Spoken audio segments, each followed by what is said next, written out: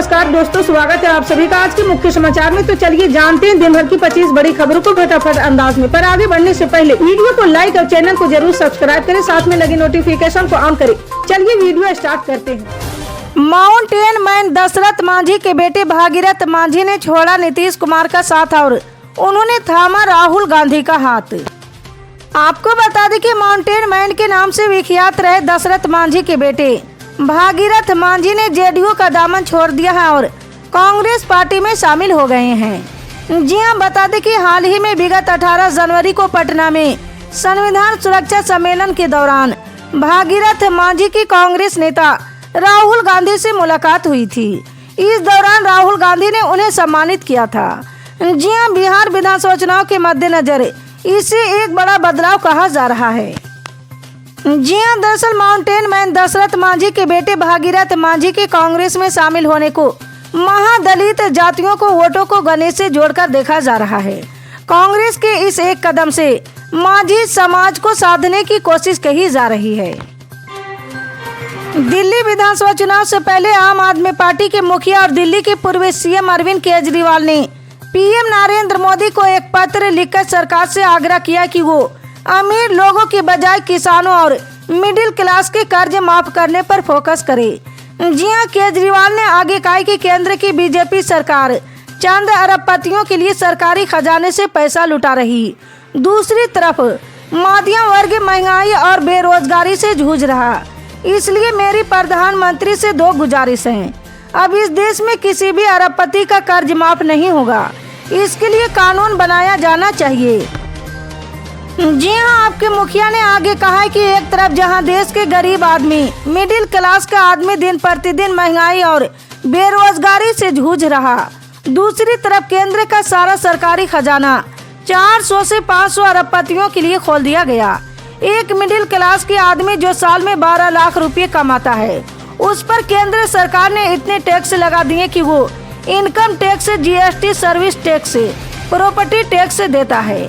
ये सारे टैक्स अगर एक साथ किए जाए तो 12 लाख की इनकम वाला आदमी कम से कम 6 लाख रुपये सरकार को टैक्स के तौर पर दे देता है और बदले में उसे कुछ भी नहीं मिलता है। आम आदमी पार्टी के वरिष्ठ नेता दिल्ली सरकार में मंत्री और ग्रेटर कैलाश विधानसभा सीट से आप उम्मीदवार सौरभ भारद्वाज ने अवैध प्रवासियों के मुद्दों पर भारतीय जनता पार्टी पर जमकर निशाना साधा है। उन्होंने भाजपा पर आरोप लगाया कि अवैध प्रवासियों के लिए आप सरकार को जिम्मेदार ठहराना सही नहीं, क्योंकि ये मामला केंद्र सरकार और भाजपा शासित राज्यों का है। जी हां, बता दें कि विधानसभा चुनाव से पहले दिल्ली की कानून व्यवस्था के साथ अवैध प्रवासियों के मुद्दों को लेकर बीजेपी और आप एक दूसरे पर जुबानी हमला बोल रही है। जी हां, सौरभ भारद्वाज ने कहा कि अगर हमें उन सभी के लिए दोषी ठहराया जाना है जो दिल्ली में आए हैं, तो वो सभी पिछले 10 वर्षों में आए होंगे, क्योंकि हम पिछले 10 वर्षों से ही सत्ता में हैं। इसके लिए केंद्र, बिहार और उत्तर प्रदेश की भाजपा सरकार को दोषी ठहराया जाना चाहिए। उन्होंने इन्हें प्रवेश क्यों करने दिया है। केंद्र शासित प्रदेश दिल्ली में विधानसभा चुनाव के साथ ही उत्तर प्रदेश के अयोध्या जिले की मिल्कीपुर में विधानसभा सीट के लिए उपचुनाव हो रहे हैं। जी हां, मिल्कीपुर उपचुनाव में कांग्रेस ने उम्मीदवार नहीं उतारा है। कांग्रेस मिल्कीपुर में समाजवादी पार्टी का समर्थन कर रही, वहीं राष्ट्रीय राजधानी दिल्ली में तस्वीर उलट नजर आ रही है। जी हां, मिल्कीपुर में कांग्रेस के समर्थन के बावजूद सपा प्रमुख अखिलेश यादव अब समाजवादी पार्टी के पक्ष में चुनाव प्रचार करने जा रहे हैं। अखिलेश यादव आम आदमी पार्टी के संयोजक अरविंद केजरीवाल के साथ मंच साझा करने जा रहे हैं। जी हां, जानकारी के मुताबिक सपा प्रमुख अखिलेश यादव और अरविंद केजरीवाल 30 जनवरी को दिल्ली में संयुक्त रैली को संबोधित करेंगे। जी हां, वहीं उत्तर प्रदेश की कैराना लोकसभा सीट से सांसद इकरा हसन भी आम आदमी पार्टी के लिए प्रचार करेंगे। सपा के कई अन्य सांसद भी दिल्ली चुनाव में आम आदमी पार्टी का चुनाव प्रचार करते नजर आ सकते हैं। जी हां, गौरतलब है कि अखिलेश यादव ने पहले ही ये ऐलान कर दिया था कि दिल्ली चुनाव में समाजवादी पार्टी सत्ताधारी आम आदमी पार्टी का समर्थन करेगी। तेलंगाना में कांग्रेस सरकार ने जनहित का चौका लगाया है। किसानों, गरीबों, अति गरीबों को ध्यान में रखते हुए 4 कल्याणकारी योजनाएं लॉन्च की गई। जिसके तहत साल भर में किसानों को प्रति एकड़ 12,000 रुपये देने की प्रमुख और बहुचर्चित योजना भी शामिल है।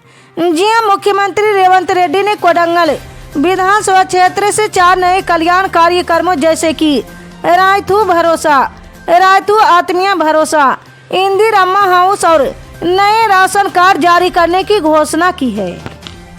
उन्होंने आगे कहा है कि हम 31 मार्च तक तेलंगाना की प्रत्येक विधानसभा क्षेत्र में प्रत्येक खंड में 3,500 की दर से राज्य भर में 4,50,000 इंदिरम्मा घरों को मंजूरी देंगे।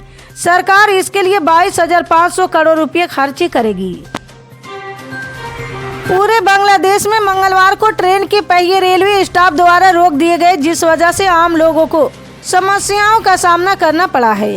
जी हां, मीडिया रिपोर्ट के अनुसार बांग्लादेश में रेलवे स्टाफ ने पेंशन में बढ़ोतरी और अन्य मांगों को लेकर हड़ताल किए। इस हड़ताल के कारण न सिर्फ पैसेंजर ट्रेन को बल्कि मालगाड़ियां भी प्रभावित हुई है।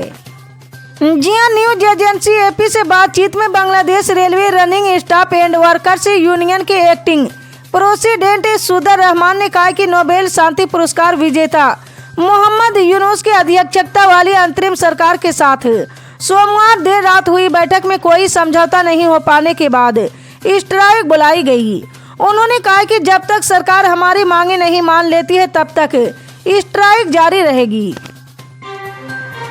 मोदी सरकार को आमतौर पर किसानों का हितैषी माना जाता है। प्रधानमंत्री नरेंद्र मोदी की अगुवाई वाली इस सरकार ने पीएम किसान सम्मान निधि योजना लॉन्च करके किसानों को खुश कर दिया।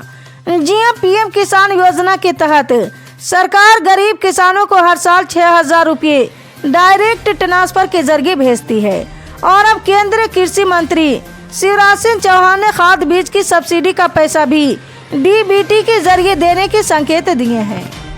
जी हां, केंद्रीय कृषि मंत्री ने कहा कि सरकार कृषि को आसान बनाने के लिए नीतिगत स्तर पर बदलाव लाने की कोशिश कर रही। उन्होंने संकेत दिए कि आने वाले वक्त में उर्वरक, कृषि उपकरणों और बीज के लिए सब्सिडी वितरण डायरेक्ट बेनिफिट ट्रांसफर के जरिए देने पर विचार कर रही है। उत्तर भारत के कई हिस्सों में कड़ाके की ठंड ने जनजीवन को प्रभावित किया है। तेज हवाओं और ठिठुरन भरी सर्दी ने लोगों को घरों में दुबकने पर मजबूर कर दिया है। जी हां, हल्की धूप दिन में राहत देती है, लेकिन शाम होते ही तापमान गिरने से ठंड का असर और बढ़ जाता है। जम्मू कश्मीर, हिमाचल प्रदेश और उत्तराखंड जैसे पहाड़ी इलाकों में भारी बर्फबारी के कारण तापमान -डिग्री के नीचे पहुंच गया। वहीं यूपी, बिहार, राजस्थान, हरियाणा, पंजाब और मध्य प्रदेश जैसे मैदानी राज्यों में शीतलहर ने लोगों की मुश्किलें और बढ़ा दी है। ऐसे में बात करें मध्य प्रदेश की तो यहाँ भी रात में ठंड बढ़ने लगी है। जी हां, मौसम विभाग ने 30 जनवरी से 1 फरवरी के बीच तमिलनाडु और पुडुचेरी के कुछ इलाकों में भारी बारिश की आशंका जताई है। बॉलीवुड की बोल्ड एक्ट्रेस से शुमार रही ममता कुलकर्णी अब किन्नर अखाड़े की महामंडलेश्वर बन गई। जी हां, ममता से श्रीमाई ममता नंदगिरी बनने के बाद कई संत इस बात से खुश नहीं हैं। बागेश्वर धाम सरकार से लेकर योग गुरु बाबा रामदेव ने भी उन्हें महामंडलेश्वर की उपाधि देने पर तीखी प्रतिक्रिया दी है। जी हां, महाकुंभ में किन्नर अखाड़े के अध्यक्ष लक्ष्मी नारायण त्रिपाठी ने ममता को दीक्षा दी, तो वहीं बाबा रामदेव ने तीखा वार करते हुए कहा कि कुछ व्यक्ति जो कल तक सांसारिक सुखों में लिप्त थे अचानक संत बन जाते हैं या एक ही दिन में महामंडलेश्वर जैसी उपलब्धियां भी प्राप्त कर लेते हैं। हरियाणा के रोहतक की सुनरिया जेल में अपने 2 वेश्याओं से बलात्कार के आरोप में 20 साल की सजा काट रहे डेरा सच्चा सौदा प्रमुख गुरमीत राम रहीम सिंह को कल मंगलवार को एक बार फिर पैरोल मिली है। जी हां, इस बार राम रहीम 30 दिनों के लिए जेल से बाहर आए। रोहतक प्रशासन ने राम रहीम को कल यानी 28 जनवरी 2025 की सुबह 5:26 पर गुपचुप तरीके से जेल से बाहर निकाला है। जी हां, बताया जा रहा है कि इस बार राम रहीम सिरसा डेरे में रहेंगे। इससे पहले राम रहीम को 11 बार पैरोल और फरलो मिली। जी हां, दिल्ली चुनाव से पहले एक बार फिर राम रहीम जेल से बाहर आए हैं। पहले भी चुनाव से पहले पैरोल मिल चुकी है। जी हां, गुरमीत राम रहीम सिंह ने पैरोल मिलने के बाद एक बयान जारी कर अपने अनुयायियों से अपील की है। उन्होंने कहा कि परमात्मा की कृपा से मैं आपके दर्शन के लिए फिर से आपकी सेवा में आया हूँ और इस बार सिरसा धाम में आया हूँ।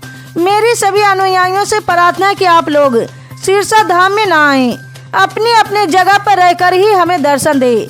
जैसे भी सेवादार आपको कहेंगे उस पर ही अमल करना है। इसी तरह की पल पल के अपडेट जानने के लिए जुड़े रहे हमारे MSP न्यूज के साथ। मिलते हैं अगली बड़ी खबर में, तब तक के लिए जय हिंद।